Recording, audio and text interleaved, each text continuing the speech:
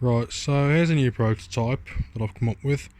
It's basically a toolbox with an inverter inside and a battery. Wiring's not the tidiest, but I can tidy it up. Just can't be bothered for the purpose of the video. I'm just going to show you what it does. So that yellow button there, that tells you the voltage of the battery. That one there, you flick that, the floodlights on the side comes on. Top one there, you press that, you'll hear a beep. That actually puts power to the inverter on the inside, which then powers that plug socket. And this will actually power a fairly decent load, as I will now demonstrate.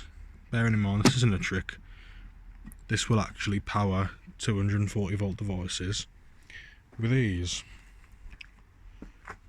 Obviously you'll probably get about 500 watts out of it if you're lucky, because it's only a small battery. But it's like a little fluorescent strip light. Can't really see it in the daylight, but it actually lights up. But turn it off, you can kind of see it on and off. And yeah, that's about it really. So let me know what you think. Should I build another one? Should I upgrade it?